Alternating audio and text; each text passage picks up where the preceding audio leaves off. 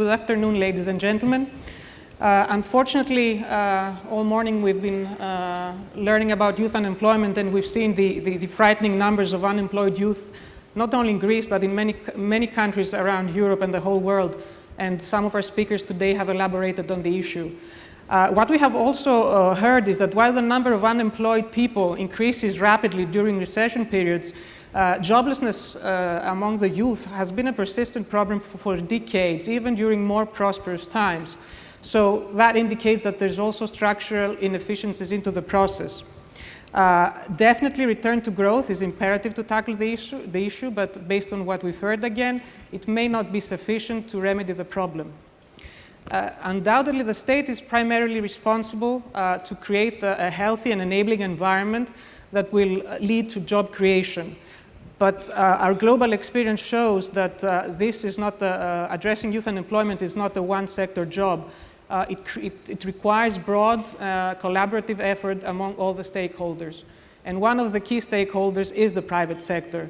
It is a key engine for growth, a major job provider, as it creates almost 90% of the jobs in the developed countries.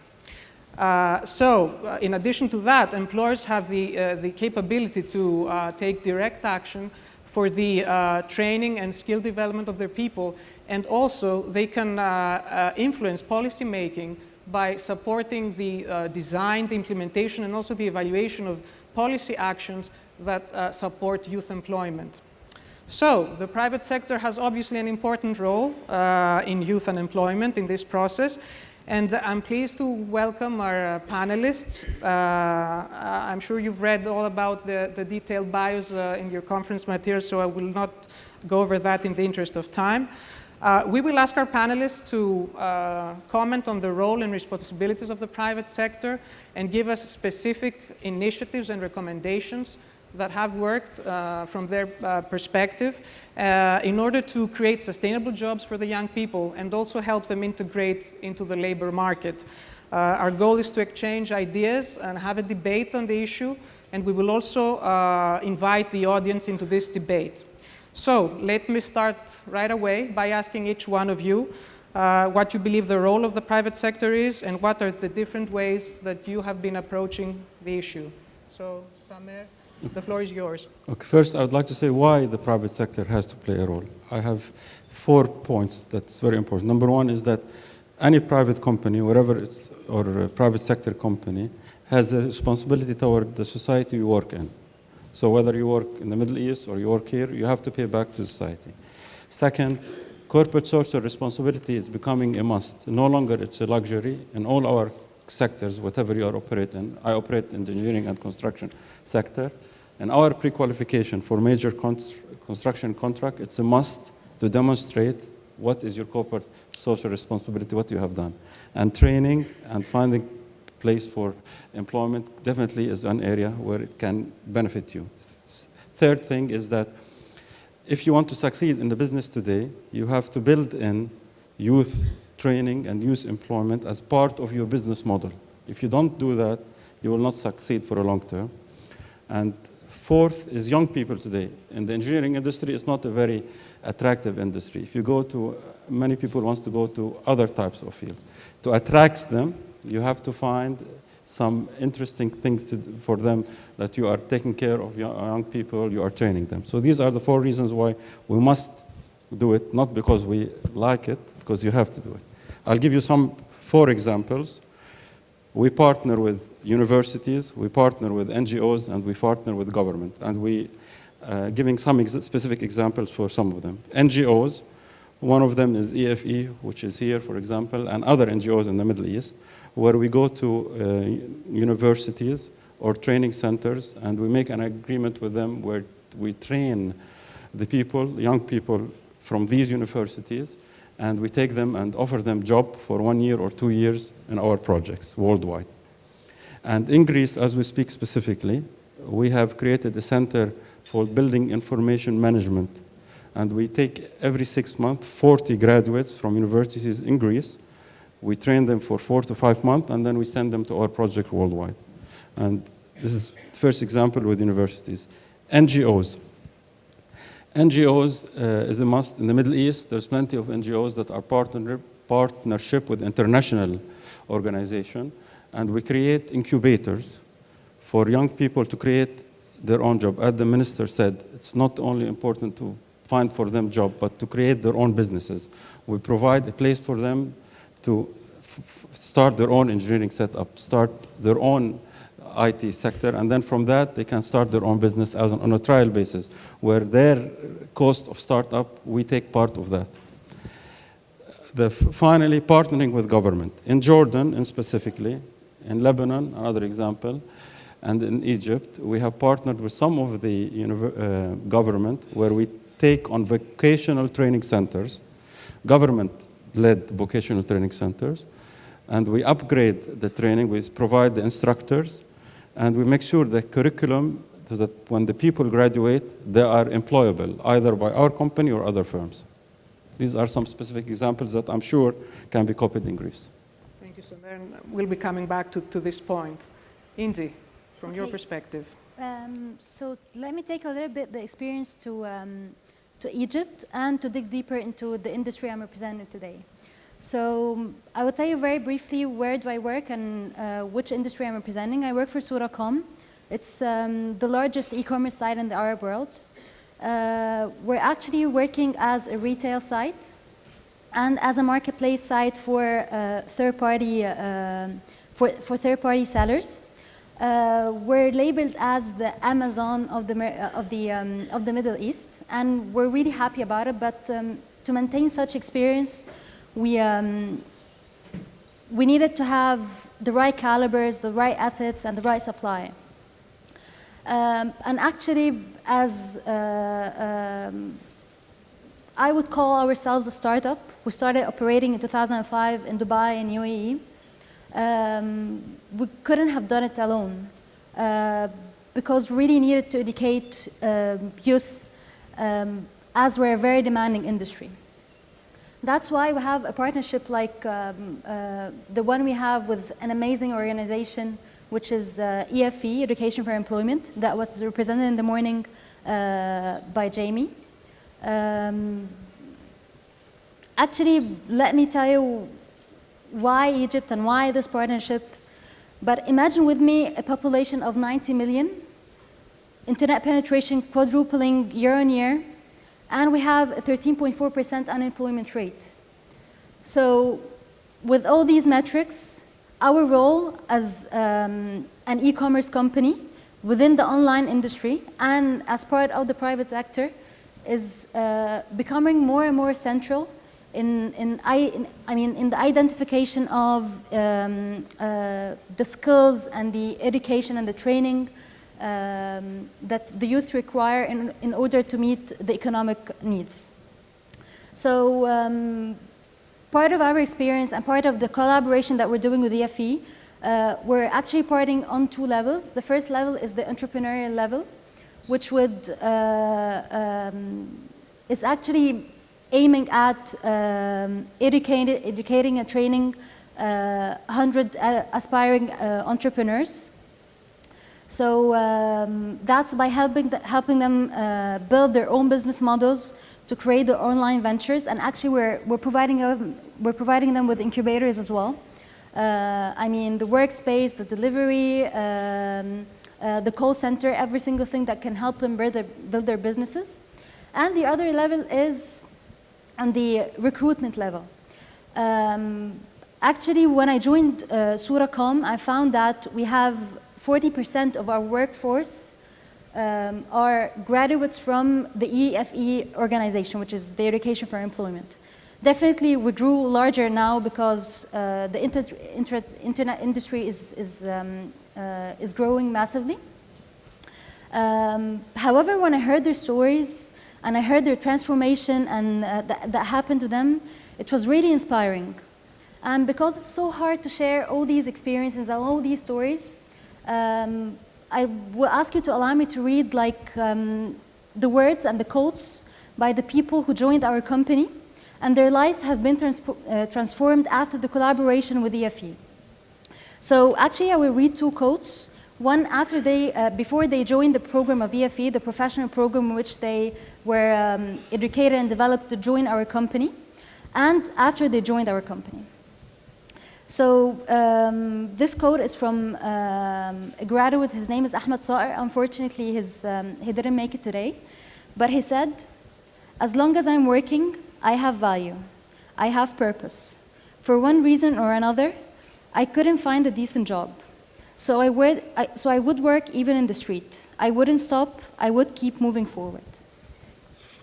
And then when EFE provided such an opportunity, because this guy had so much potential and is a great caliber to invest in and a great asset for our company, he said, I know I want to be a positive force. I don't want to be selfish. I owe everyone around me, those who help me. I want to be a change agent in my personal and professional life. And these are the kind of opportunities that we provide youth with. We have to give them an opportunity. And this is not only a success story because we have a lot of stories and we have a lot of examples. And actually we have one example here with us today, which is Hiba. Hiba, can you please stand up? I mean, this lady joined the EFE program for 3 months back in 2010.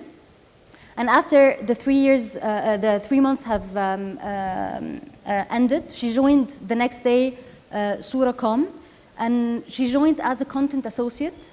Now she's holding one of the senior positions in our company, and she's responsible for a whole section that is bringing revenue and sales and is contributing to the growth of our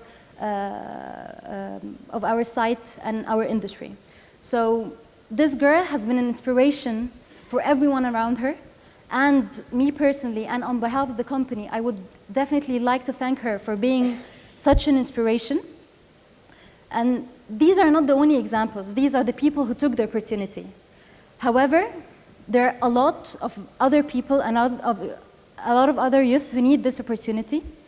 And our role as a private sector, and specifically as SMEs, and specifically the industries that are really growing within a certain country, are responsible towards these youth. At least we can do it from, I mean, let's do it for a selfish reason, because they're assets, they're great calibers, and they're great potentials. Thank you. Thank you, Indjy. And Nicole, what about you? You have more of a macro perspective on all of this. What is it in the core of youth unemployment, and what does the private sector have to do to address the issue? What are some things that have worked? What are some failures and some lessons learned? Can you give us your insights on that, please? Sure. So thank you, first again, for having me. It's a real privilege to be on the stage with so many doing such concrete things to bring more employment opportunities to young people. As you said, I work in a think tank in Washington called the Center for Strategic and International Studies. And we've been looking at understanding the broader dynamics, if you will, and trying to understand the different aspects of the challenge of youth employment globally from both the supply and the demand side. And I think in doing that, we uncovered several gaps. And in all of them, there is space and good examples of how the private sector is engaging. We've talked a bit about already today, and we've heard some great examples. I'm sure we'll hear some more about the skills and education gap and how the private sector is really engaging in that. And we can talk some more about that. But there's a couple, I think, of other often overlooked gaps, if you will, that cross, as I said, the supply and the demand side. So one example is the expectations and incentive gap. And I think we need to think about how the private sector is managing its expectations on what it is looking for in young employees as they are coming into the workplace, and how they can perhaps adjust to make sure that they're providing opportunities and recognizing that the skills and the assets that young people are bringing may be different than what they think they need, and that doesn't necessarily mean it's a bad thing. And to be fair, on the other side, I think there is some expectations gap with young people and within families and communities around status of jobs, and that's something else we can perhaps come back to. The information gap, this came up briefly in this morning's talk, but I think the private sector can play, companies can play a bigger role in call it advertising, but in getting the information out to a broader set of young people on what jobs are available, where those jobs are, again, what are the skills and competencies that are going to be required to get that job, what they're looking for, and whether it's supporting platforms or mobile, and there's some other concrete examples. But again, the role of the private sector in bridging that information gap. One example some of you may be familiar with is a platform called Souktel, and they originated. They're active in Somalia and Palestine, and it's a mobile-based job matching service. Where through SMS, so low-level phones, you don't need a super smartphone, employers are able to mass disseminate what job opportunities are available, and potential employees are able to submit a very simple SMS-based CV. So again, leveraging technology to bridge that information gap. Another one I would call the accessibility gap. Again, this idea of where the jobs are and how the private sector can play a bigger role. Companies can do a better job of ensuring that young people on a very sort of local level are actually able to get to work. I mean, the idea of kind of transport is actually something that you don't necessarily think about, but it can prevent people from getting to and in the workplace. The entrepreneurship gap, and again, this is one that's come up and we'll talk more about, but that crosses both the supply and the demand side. On the private sector side, we've heard how supporting incubation, getting engaged in innovative financing models where a company may provide a loan guarantee so that a potential startup can get the credit or the financing it needs to get operational or to even grow their business with a contract. So that side, and then playing a role on the sustainability side, on the demand side of that enterprise, so that we know that young people and their enterprises are successful. I think one of the things that's often left out of the entrepreneurship conversation is how do we ensure that not only do startups happen, but that they're sustainable, that they're successful, that they grow from the one man, one woman shop to the bigger business. Because we often know that for young people especially, if they fail in their enterprise, it almost does more damage than had they never even tried. So whether that's ensuring that you are, to the extent possible, bringing young youth-led enterprises into your supply chains and into your value chains, thinking about again how you support youth-led enterprise from the demand side. Another gap which relates to some of the work we've been doing on assessing kind of youth well-being at large, and we created recently an index called the Global Youth Well-being Index that looked at how young people are doing on 40 indicators in a variety of areas. And one of the things that we found is that we really have to take a closer look at how health, in fact, how a young person's health affects not only their ability to get into the workplace, but to succeed in the workplace. So what is the private sector doing to provide health care, to provide health education, different aspects of that kind of well-being gap, and thinking of the broader holistic needs of young people to be successful getting into the workplace and staying in the workplace.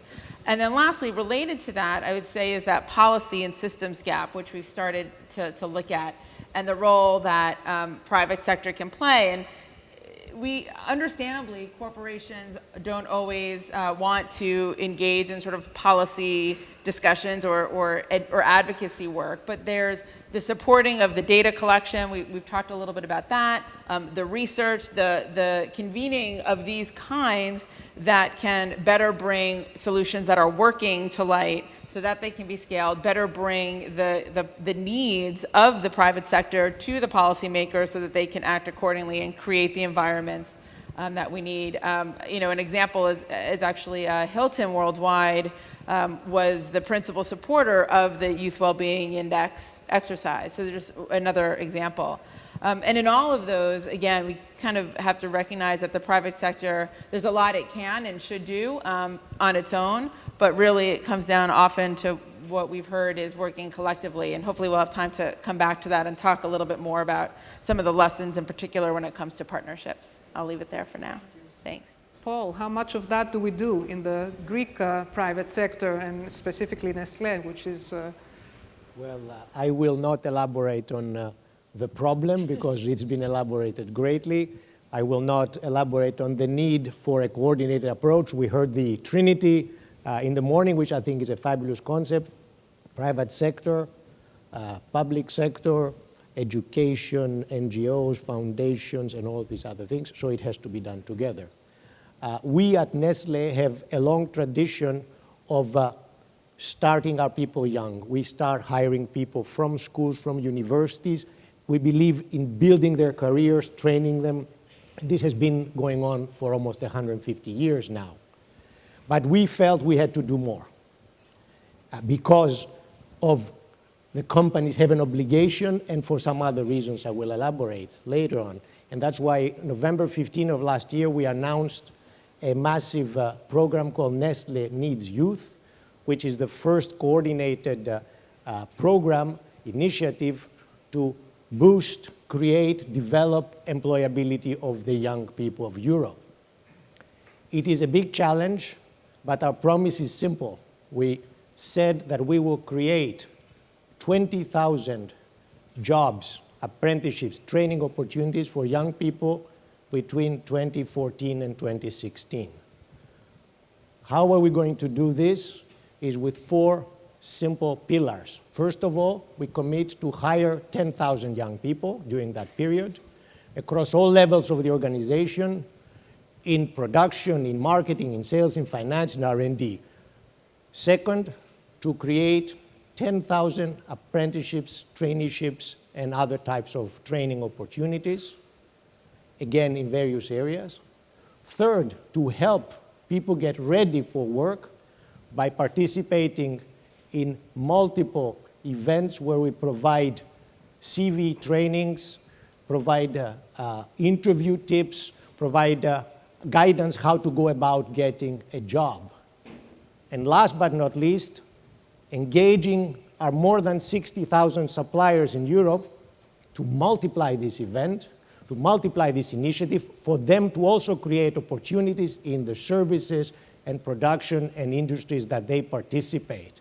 In fact, the Alliance for Youth, which this fourth pillar encompasses, was officially launched this Monday in Lisbon with the presence of the President of the European Commission, Barroso, government ministers, and many representatives of our suppliers who have engaged. I named just a few because there were many: AXA, Adecco, Publicis Group, Google, Vodafone, Twitter, and so forth. And this, we believe, has tremendous legs for multiplying, scaling up the event. Now, this has started. It's not simple, and it's the engagement of the organization. We are fully engaged. I am proud to inform you that up to now, we have created about 4,100 such opportunities. We have about 1,500 full-time jobs, with about 1,500 apprenticeships and traineeships and so forth. And we've got about 1,100 for temporary jobs. Now coming to Greece, Greece a key component of that, because in Greece we saw the promise one of the biggest in the world, and in Europe certainly. And here we have pledged to do 500 jobs in the same 3-year period, which is not a small feat considering that we employ about 1,000 people in Greece. So this is a big number. Again, I'm proud to inform you that until now we've got about 140 jobs already done. So we are progressing very well with this initiative. It is something that is done not only because it is our duty to society, but because we believe it makes good business sense. Our company is a very big proponent of creating shared value. That is, we conduct business in a way that also creates value for society. Historically, we've always done that, and we have framed it under this creating shared value concept recently, but it's been a historical way we conduct business. these jobs need to be jobs that bring value also to our company in the short term and the long term. They cannot be people that will dig holes and then other people that will fill them up. They have to be a return on investment. It has been seen a return on investment. We need the youth to provide that new perspective that is necessary for companies. We need to create our future staffing needs because we will run out of people if this employment situation continues. We need to create new managers, new consumers, new economic activity which will benefit society and our company at the same time. So I am very happy to be here. I am looking forward to hearing your ideas and contribution in the Q&A that we have afterwards.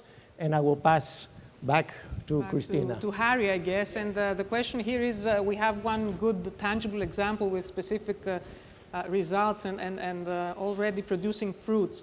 How can we multiply that? You representing, I mean, the private sector, a big part of the private sector. How can we multiply that? How can we have more companies, small, medium, or large, to commit to the creation of jobs and helping the young people integrate into the market? Perhaps to say a few words about what we do and then come to answer the question. As you said, I represent a business association. SEV is a leading collective entity in Greece.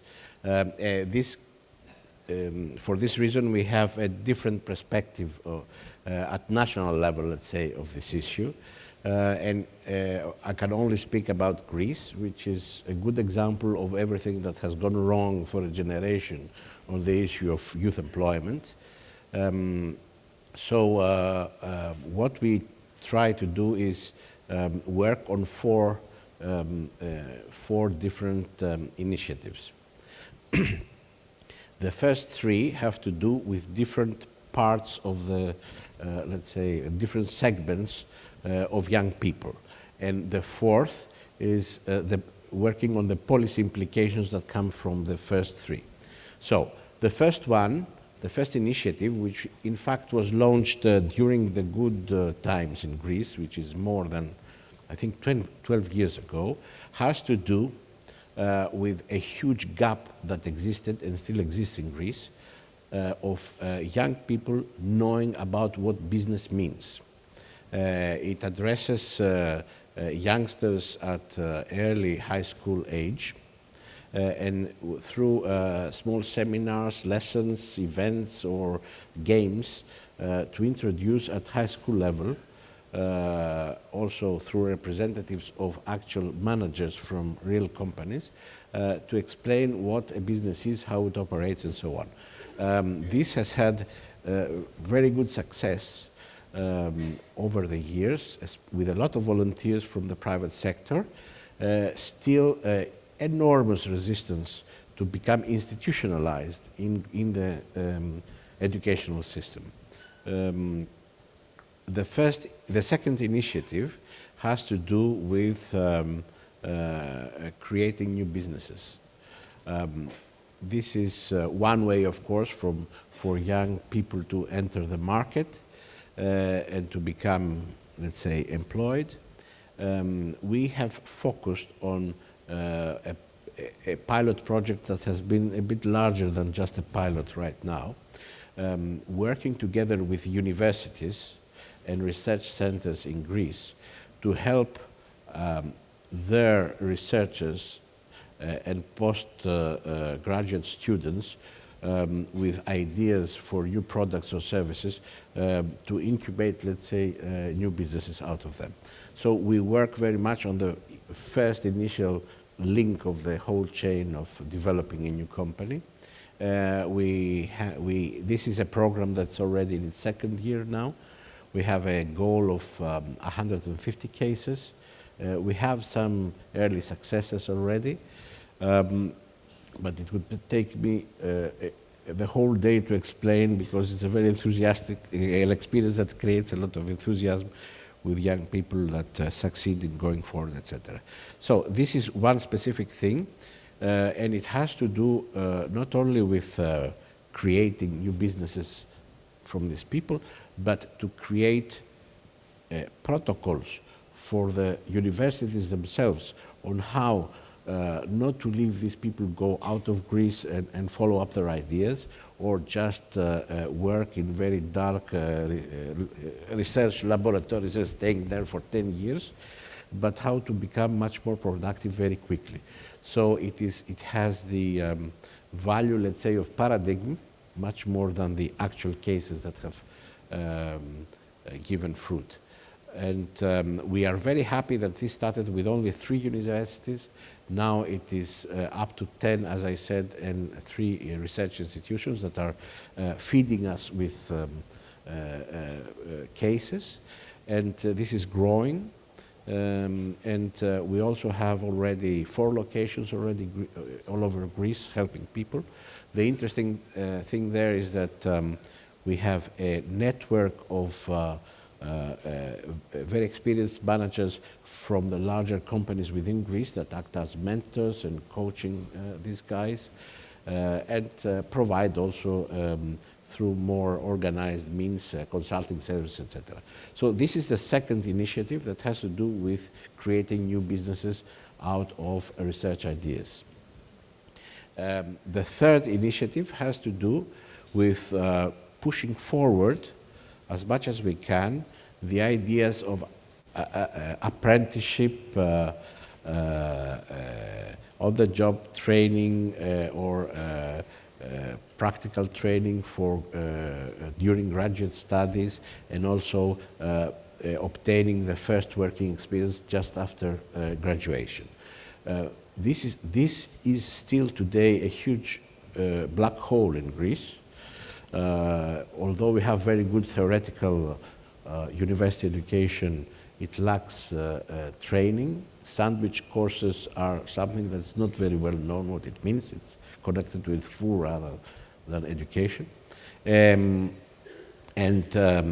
What we have tried to do there is to create, let's say, to transfer rather, best practices of what is done in other countries, and push forward with universities to create networking with industry in order to facilitate the process. This is at an early stage, and there are, of course, many niches, let's say, within the universities, because some of the professors do this on their own initiative. It still lacks to be institutionalized and part of the official system. So this is what we're trying to do there, offering again the network of companies that will help this become a success, because of course this is half the job, let's say, finding actual places for all those guys to do their apprenticeship or training on the job, etc. So this is the third initiative. And the fourth is the policy implications, which is our main job, because what we really do is propose policy changes. So we build on the experience of all of the above, and what we try to push the government to adopt policies in the taxation area, to reform the licensing system and the bureaucratic processes, to reform the training systems, as I mentioned already, and other policy initiatives, including financing vehicles, regulation about those, and also some funding sources that already exist through European funds, etc., to create, let's say, the appropriate policy and regulatory framework that is good for new businesses. And now this is not just connected with youth employment, however, it is connected with new businesses in general. It surely covers new businesses by young people. This is something where progress has not been made yet, but we persevere and keep on pushing. So this is in a few words what we do. Perhaps you can come back. Thank you, Khoury.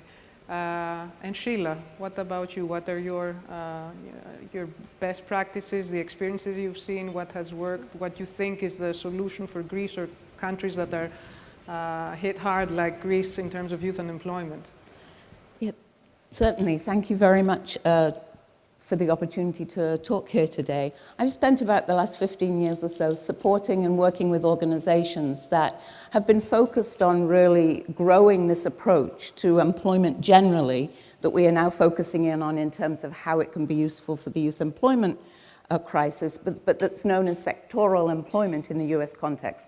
This morning, I think you heard lots of people talking about the importance of linking to employer demand, and I think sector is less actually about the word sector and the entire sector. It's about targeting towards a specific cluster of occupations and employers that share a common set of factors in the labor market, and a common set of competitive factors, and a common set of labor market practices. Often we see in the US where this approach has grown from just a few organizations being involved in the mid-90s to really being the operating strategic framework for thinking and working across all levels of government, I would say. It's had that kind of growth. And a lot of these efforts work with small and medium businesses, SMEs. And often those are portions of the labor market that really lack their own human resource capacities. These are small companies that may just have the capacity to actually process the paperwork to move forward to try and figure out how to make a hire. So these we found to be a particularly important thing when you talk about the responsibility of the private sector. In that segment of the economy, I think we've really seen that you need to have mechanisms that help organize those employers in ways in which they can act in concert. So we've seen a range of different organizational types and different strategies emerge over the past decade plus. Certainly at the governmental level, we've seen partnerships emerging that, just as you were talking about, Harris here, is really trying to focus on bringing about the changes in the education system that align to employer demand, and that's been a really important part. And other really important players have been the industry associations. People who are already embedded in the industry, who know what's going on in the industry, and who can pass knowledge and develop mechanisms for getting talent back to the membership companies. That's been an absolutely essential and effective, I think, approach. There's been a large number of community-based organizations involved in this, because I think you need a range of different strategies for the range of different employers we have out there. One size does not fit all. They need to be nuanced to the specific needs of different kinds of employers, and we've seen them do a large range of different things, from research into the labor market needs and publicizing the labor market needs, to operating their own staffing agencies to help staff up companies who are not quite at the stage where they're ready to take a risk on a given young person or a given worker. But this organization will serve as proxy to get them through the door and work across these sets of different organizations. I think that the key roles, these types of different types of associations, and I want to say one other thing. We've also really seen the need for the creation of new organizations, new types of intermediaries that we've come to call workforce intermediaries, who can actually act. They have to have some very important capacities, I think. One of them is to bring together employers and SMEs across traditionally competitive lines, so that they begin to see their common interest. What we've seen a lot of is where there is a skill shortage, and I hope we can explore this issue of skill shortage some more, that you have the picking and stealing from one employer to the other. And what these programs attempt to do, what these strategies attempt to do, is bring together employers, not in an endless set of meetings, but in a set of sort of meetings and action that builds trust and communication, and then allows strategies to emerge out of that. I think that over the past 15 or so years, largely as a result, I would say, of a number of strategic investments by national foundations, we've seen the building, and it's not built, it's not done, we haven't solved it, but the building of a new field of practice, of people and organizations that can work both sides of this issue, truly embedded in an industry, truly understanding what that has to offer, and yet well connected to the supply side, and truly understand how solutions can be made. And I was struck this morning by Harris talking about 10,000 change agents. And one of the things I think that we've found in the US for the success, with all its limitations that we have, has been around building organizations that are kind of change agents. And that this building of a field, building of workers, building of the however many you would need, of these kinds of intermediaries who are focused on change that could look very different organizationally based on what capacities are there, what associations are there, is something that's been really important and that is a key asset that as we move into working on the young adult employment crisis is there that we'll be focusing on. Thank you very much. The point you made about the SMEs is important and very relevant to Greece as well, as 75% of the private sector is basically SME, so this is very important, I think. I would like to briefly come back to the issue of scale. We heard this morning that about 1 million jobs were lost during the last 5 years in Greece. So we have a big gap to close in order to get at least back to where we started with. So what does it take to achieve scale? And what can we hope for? And how fast can some big change happen? So whoever can contribute to this question, I'll be glad to hear. Nicole? I'll take a first stab and look for others to correct me and or add to. I think one of the common themes that has come up in this conversation is around partnership and collective action, and I really do agree that that's part of what's necessary to get to scale. Part of our work in general in looking at global development and the changing role is partnerships. And I think there are a few lessons that we've learned specific to partnerships around youth employment, but that speak generally on what are some of the, call them principles, I guess, of success in these partnerships, whether they be public-private or private-private, whether that's B2B or NGOs, as we're increasingly seeing NGOs working with corporations. And I'd say one of them from the start is this idea of co-designing from the start. As you're beginning to think about a policy change or a program, really talking to each other, bringing the tables together. A little bit this morning, the German system came up in terms of apprenticeships. Now, in a few hours, I may not have as many kind words to say about Germany when our teams kick off in Recife, but for now, some generous words in that one of the successes of that system is that the business associations, the vocational and the schools, the government come together very, very closely and design the standards, design the curriculum, choose the occupations that are needed from the beginning. So that's one. Incredibly important, it came up this morning, can't say it enough, engage and listen to youth. I'm very excited for the next session. One of my favorite quotes is from an 18th century philosopher, Joseph Joubert, and he simply said, and I agree, ask the young, they know everything. So engage and listen to young people. Identify and support local champions. I think a lot of times in the conversation about partnerships, policy, systems, corporate engagement, we think about it at the grand scale, the big multinationals. And as you said, 75% here is focused in the small, medium-sized enterprises. So really bringing this to the local and the community level and identifying and bringing the different partners together that can make change at the community level and then scale and share. One point when I was talking about gaps, the idea of data gaps, and that came up this morning as well. But from the beginning of a partnership and a collective action, think critically and considerably about metrics, making sure that we are monitoring, evaluating, and then importantly sharing that information. I think this idea of what works and what doesn't work, we're increasingly learning about what works, but we're not sharing that information, and therefore we can't scale, we can't act on it, we're not collecting the right data, and even if we are, we're not communicating it in a way that it can then be acted on in a scalable and sustainable way. Acknowledge and address risk, that's something that came up this morning, but I think we need to think about that and recognize that we have different risks as different kinds of organizations and act on that.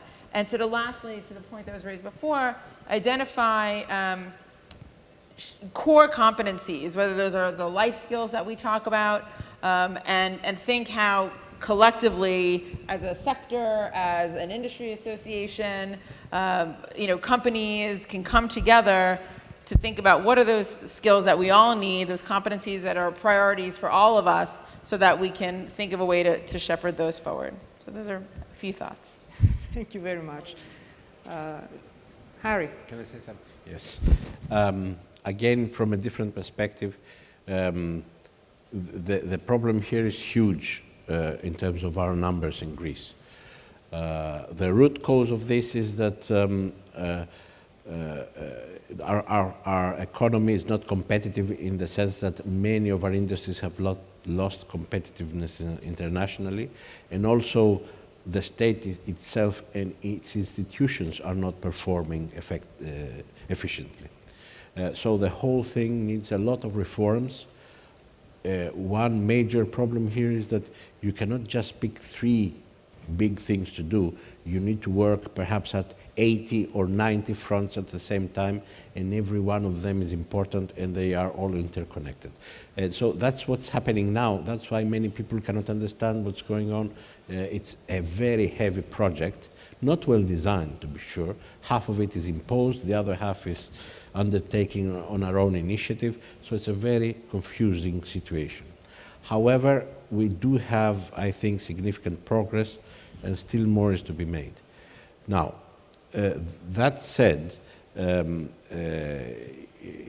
I want to point out that you have to make progress on all fronts, which means existing companies have to be, let's say, freed of their problems in terms of bureaucracy and other issues in order to improve their potential, which does exist in Greece. And we do have, even in the crisis, examples of Greek companies, and in fact in several different sectors, that are internationally competitive. So you don't just have to pick one sector. That's what I'm saying, out of what we see around us. The other thing is that you do have to push new people into taking risks for new ventures and so on. There is one point I would like to make here, that in the past in Greece we had done a lot of excesses. One was that we had too many new companies starting up. So we ended up in Greece with a very skewed pyramid of the size of the companies. We are very far from the European average in terms of the number of very small and small companies. I'm talking with the European terms here, compared, and very few large companies. In terms of our statistics, this, if you see in cold blood the figures, you would say that you probably have to do away with at least 1/3, if not more, of the small or very small companies. To do away is not the correct word. In theory, if you are a policymaker, what you should be doing is try to make those guys that are small, very small, become small, the small become medium, the medium large. This is the normal process. So you should facilitate this with a number of policy tools, let's say, tax tools, other tools, and change in mentality, which is also an important thing for Greece in this case, for mergers and so on. What has actually happened is that this has not been done by design, but by coincidental distraction, which is because of other reasons, many small companies have been closing down. But this has not been done in an organized manner. So we have social problems because of this. Anyway, what I'm trying to point out is that we should not repeat this example, because if you overdo it with the new, smaller companies, and you create small new companies that are not competitive even at the beginning, competitive internationally, they don't have a competitive advantage, something new to offer, then you get back into the trap, which is part of our problem today. a significant part of the unemployed today, of the 1 million plus, comes from those smaller companies that have closed down because there was no place for them in the market. So just as a negative point, I'm saying this here. Thank you. Would anyone else like to add on scalability and what we can hope for? Just very brief comment. I think it's been mentioned here and there, but I want to synthesize it. The task is enormous. 1 million jobs, 600,000 jobs, it doesn't matter, it's a lot. 80, 90 fronts, coordination by everybody. We have to be careful to not expect the master solution and work all together for 100 years from now have the master solution instead of acting now. I think this is a message that I want to send. We as a company are acting now. You heard about our alliance. I heard AXA is doing 10,000 job commitment, one after the other, with big commitments, the others are small with small commitments. We have to walk to get there. This is just the message. To get the scale, we have to start now, not wait until we've got the master solution. So piece by piece, and Yes. Pilot by pilot. Yes. Trial and error, programs will work and then they'll fail and we'll adjust them and move on. But we need to act. We cannot wait. Thank you.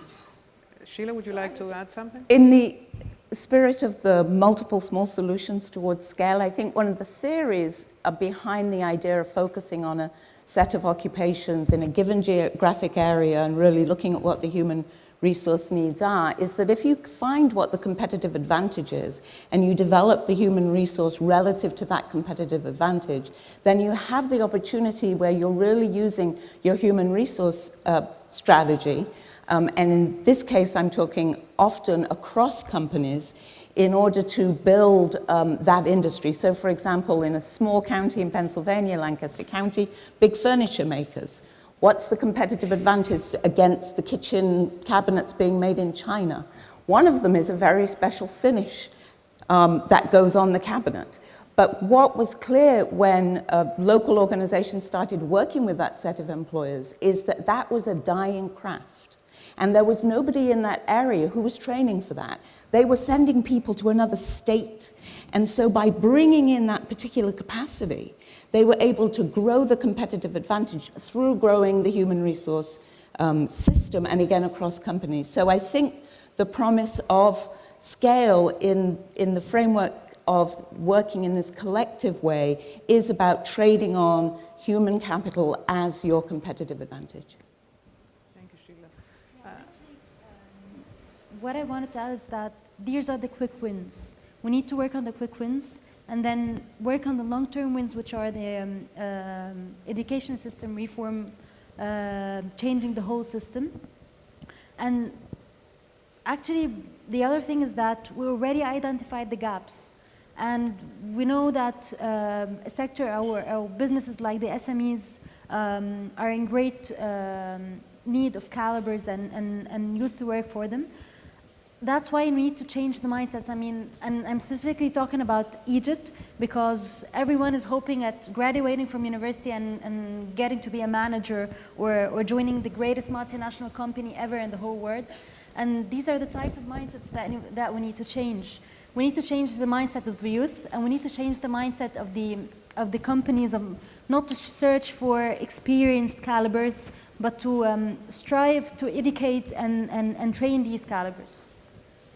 Yeah, thank you. And at this point, I mean, we've heard about a lot of discussion has been on sectors and where to focus on, and you mentioned the word quick wins. So at this point, I would like to engage the audience a little bit and put up a question for voting, and then our panelists can comment on the question. So I would like to put up the question, which of the following sectors offers to young people the best possible employment opportunities? And we have the answers are agriculture, hospitality industry, technology, public sector, services industry, and healthcare. So please take your voting machines and start voting now. Yes, yes.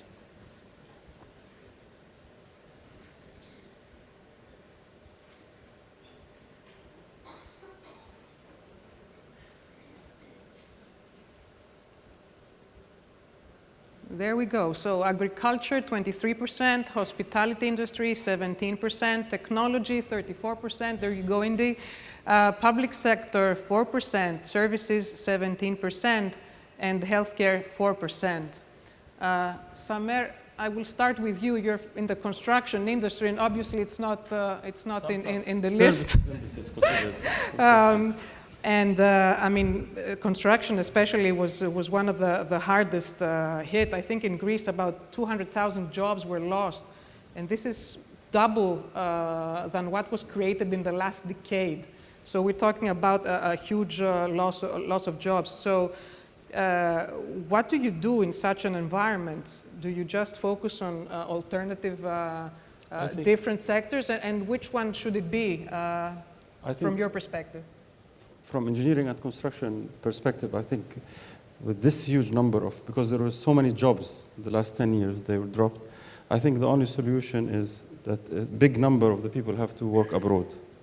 And there are opportunities abroad. They can go for 2-3 years and then come back. Because I don't think the current market and the economic growth in Greece will support keeping the people working here. So I think in the engineering and construction industry, and we are seeing it a lot right now, we're finding many of the large Greek contractors and engineering companies going abroad. And I think this is a good solution, a good solution for the Greek companies and for the Greek engineers. It may be a quick win. A quick win, well, quick solution for sure. I mean, I'm sure. What do the rest of our panelists have to say? Should be focused on specific sectors, the ones that seem to have the biggest opportunity at this point in time. Do you agree with the audience recommendation as to what sectors we should be picking up? Well, I think Paul. The word best or most makes a big difference. Maybe technology offers the best opportunities because it's an up-and-coming field with a lot of innovation and so forth. But I think if we're looking at finding 1 million jobs, agriculture, hospitality, services, and healthcare, I will not say public sector. I'm surprised that healthcare comes the same as public sector, to be honest with you, even though very low, offer much more opportunity numbers. And also should not be underestimated in terms of innovation and value-adding jobs. One of the things that has been mentioned in recent studies is that the companies that are created in Greece are also not companies in great value-adding dimensions, which are the ones that can be competitive and can create more employment. But I think in all these sectors, we heard the minister about various areas of tourism that combine some of those things that we saw here, agriculture and healthcare. So I think we should not underestimate the capacity of the strength of the country, the hospitality, the agriculture, and the healthcare and services. Harry. A comment I would like to make answers a different question than the one you asked. And I am very happy to see the public sector so low. This is a reverse, a very important shift in trend. The opposite existed for the previous 180 years probably in Greece, which had the public sector as the star sector. This has been reversed over the past 3 years. And I think that it is the start of a mentality shift in the Greek labor market generally and among the youth in particular, which for me is positive because we are preparing for a more productive, let's say, era in the future. So I think it's a good sign. Follow up quickly on something Indjy said, and this idea of kind of expectations management and the mentality and mindsets. I mean, I think it's interesting, and I'd be curious if this was a room full of young people, if the results would be the same. But when you see hospitality and agriculture being lower, I think part of that speaks to, again, the challenge of attracting young people into these industries. And I think that's where the incentives from both the private sector side and their own kind of corporate incentives, as well as from the public sector and the policy side, to better engage and bring young people into these sectors, because I think there are a lot of opportunities. And I was in the agriculture breakout session earlier, but there is still this, this challenge of not only with the young people themselves, but with families often that still shape, not for every young person, but in many societies, families and parents still play quite a role in the decisions that young people make in choosing their career path or their education and training path. So I think it's just something that this really stands out to me. Good. Sheila? I'm going to come at this slightly differently and say not so much relative to the answers here in terms of what particular industries are targeted, but the place you stand when you target. And I think our experience is you have to stand in the local and regional labor market, and that we've had some pretty scary experiences and where there's been an aspirational target around, for example, green jobs in the US, where you've seen a mandate come out saying this is the sector we want, and then groups on the ground struggle to find, well, where's the real demand? Where's the real competitive edge? What's really going on? And discovering, gosh, it didn't work.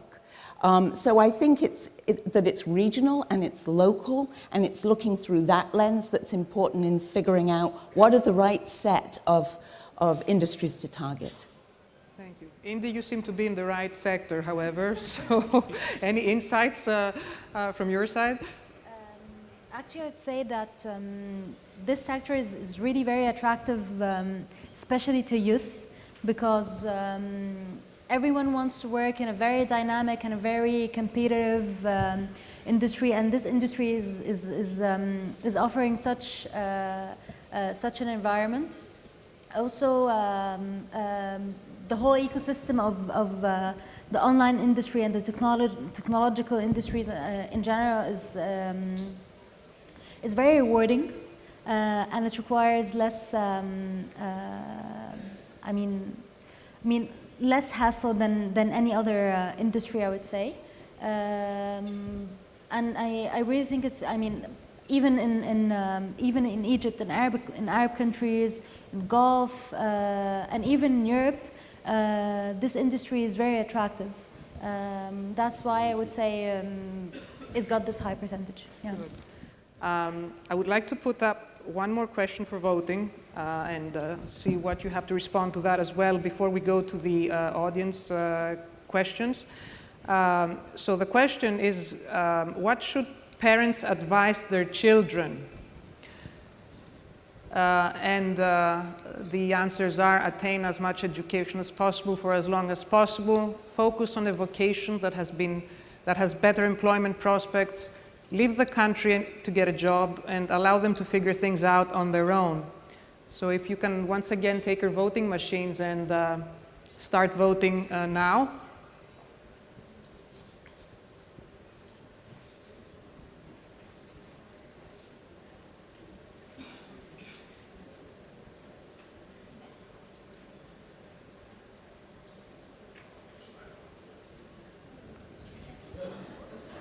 Well,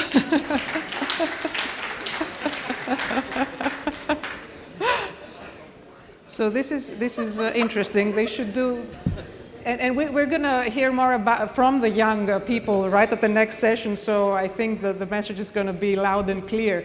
But apart from what the audience is saying now, what is your advice as private sector to the young people?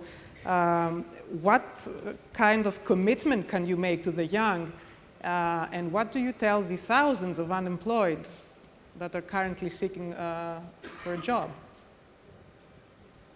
I would say focus on the industry that you feel has the best future to be competitive and work in Greece. Because some of the industries, I think, as you correctly said, will not survive in the long term. So we have to focus together on the businesses that has a long-term perspective to succeed. I wanted to elaborate more on this very specific question because I'm kind of representing also the younger generation, and that's part of what the technology, such an industry is giving us, which is joining the industry while being very young in age. Actually, my answer to this question would have been none of the above, because I wouldn't want myself or my parents to let me figure out what can I do, because at some point at some point I would need guidance, because such guidance is not given and is not a part of our educational system, unfortunately. I have to say so. So I think the role of the parents and the role of elder generations is to guide youth on at least how to take their decisions, and give them like a way to evaluate and assess their current situation, and how they should react towards certain circumstances, I would say. Thank you. Thank you. One line of advice before we go to the audience, like short. Follow your passion. That may be a luxury, but that would be the advice where you can. If you're passionate about something, you'll find a way to make it work. Thank you, Nicole. My advice is grab all opportunities, try things. So the last one, yes, let them figure it out, but by trying things, exploring opportunities, seeing, closing that perception gap that was mentioned in the morning, that information gap, that expectation gap. Go out, try things, see what suits you, see what's right for you, and see what's right for the sector that is possibly going to employ you. Thank you. Follow your passion is what I tell my two boys, actually, who are looking for a job. However, there are two problems. One is that not all young people do have a passion. And the second is that the hard reality is that most young people will be out of a job, however hard they look, for some years in Greece. So the second piece of advice probably is learn as much as you can, any year you can, and if possible, do this within the context of a company by training, etc. So, sure. Thank you, Harry. I would say it's down now, but the top one and the second one aren't mutually exclusive. Going for the immediate employment prospects while getting as much education as you like, and this whole idea of kind of stackable credentials where you get some credential, some immediate employment prospect, go back and add to it, go to work, go back to add to it, is certainly in the conversation in the environment I'm in. It's not as much in practice as it needs to be, but I think that that's another important way to look at it. Thank you very much. So I'm told we have 5 to 10 minutes for questions from the audience. So I'm sure the young will have a lot of questions for our panelists. The lady in the front. And you're going second. We have the lady here. Can we have a microphone, please?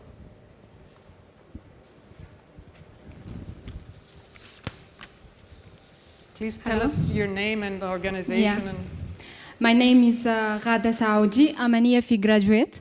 I'm also an estimation engineer at Consolidated Contractors company, CCC. We all know that young people are paying a high price of, due to the current economic situation. So I would like to ask you, do you think that big companies from the private sector should be forced, that can afford to take on young people, should be forced to do so? well, we have some big companies here. Would you like to address the issue, the question, Paul? I don't think they should be forced to, because the ones that do their job are doing it on their own.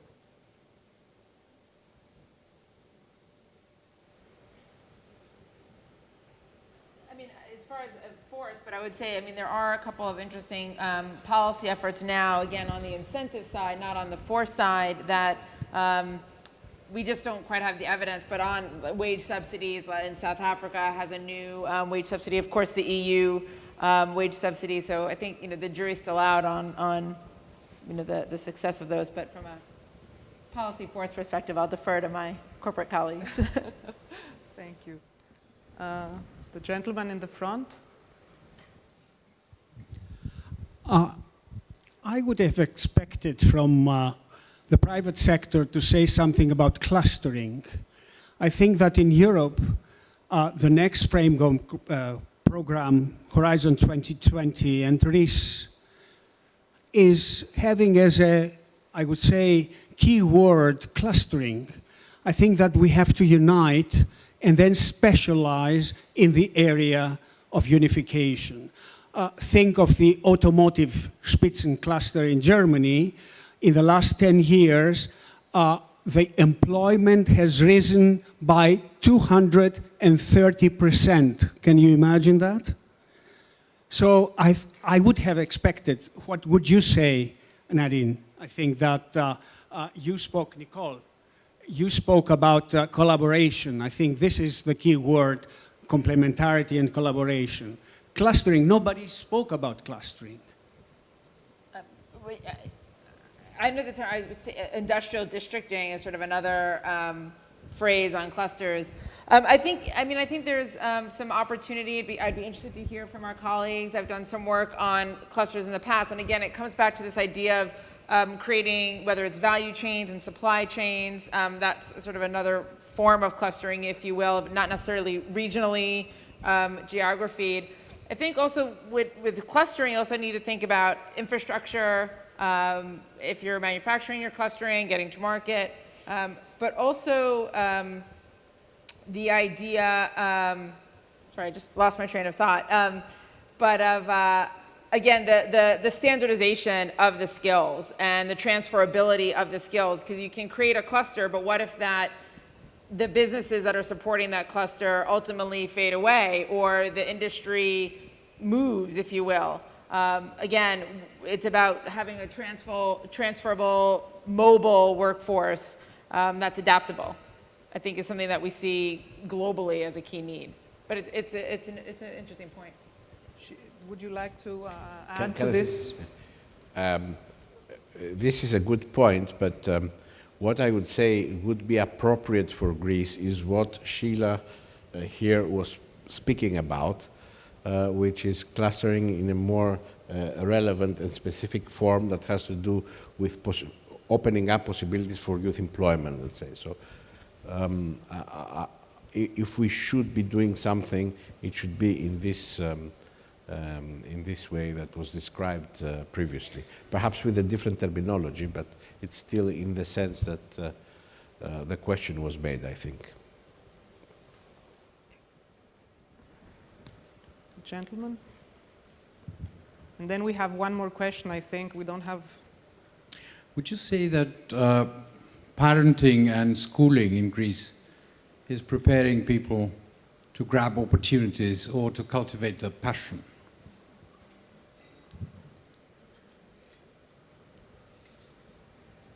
Who would like to answer that? Paul. He has 2 sons. I have 1 daughter. She's too young to be ready for employment. But I think the parents do their best to their ability. You know, I think every parent, it's not in Greece or anywhere else, do the best they can. They encourage their children. We saw the answer. I don't know how many of the people that answered were Greek, how many have children. They give space to their children to do what they want. We heard one American, one Greek colleague here talk about go after your passion. So yes, there is stories about overprotective, you know, family environment and so forth. But I think they do give good advice. It would be good to help the parents also understand the perception and expectation gap, so that the parents don't always think that the only thing their child could be is a brain surgeon. But other than that, I think we are in reasonably good territory. I don't know, you are the other Greek on the panel. Well, perhaps I can say at least one word that you mentioned was in my mind. Mine is the first generation that has lived through at least 3 wars, and some of them civil clashes, which is very hard for a nation. At least 2 of the wars that the previous generations have lived through were absolutely destructive for the country, and the last one lasted almost 10 years, which included the Civil War. Now, some people say that this is why the generation of our parents, and this has influenced us also, were extremely overprotective. They lived through much better times, and they wanted to create for us an environment that is the one they missed.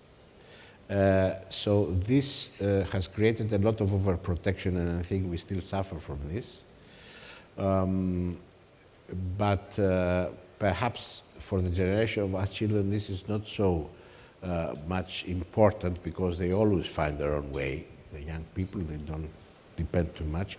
The other point is that we have learned, because of these older experiences, national experiences, it is very difficult for us to convey a collective approach to how people think.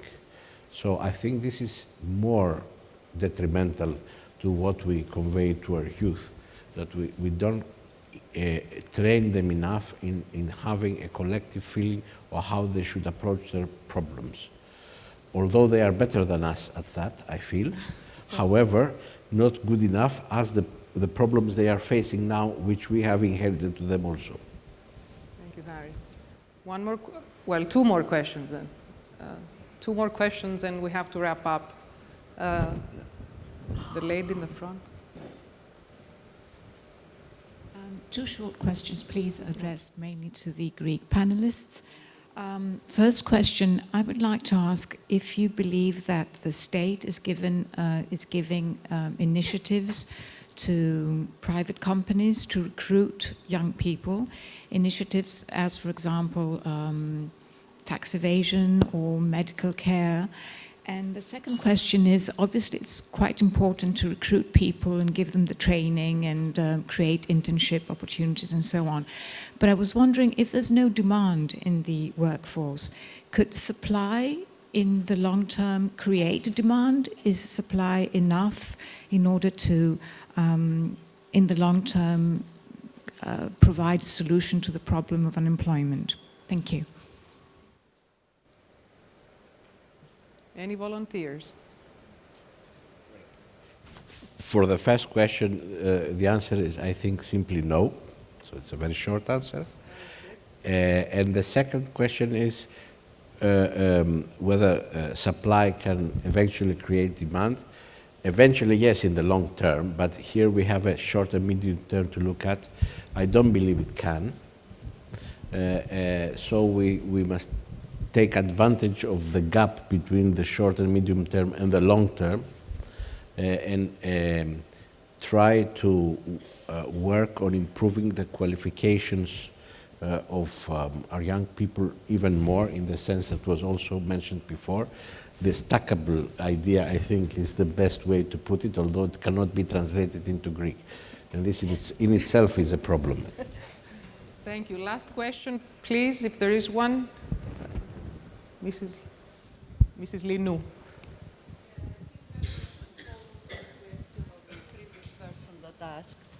And I want to just inquire, no matter what we do to improve the employability of our young generation, either by providing them skills or teaching them flexibility to move in and out of Greece, if the supply of jobs is not there, what can we do? And throughout the day-to-day, I heard a lot about the improvement of the opportunities of the youth in terms of their personal improvement and attainment, but I didn't hear a lot about what we, the elders, let it be public, private sector, what shall we do to increase the number of available jobs?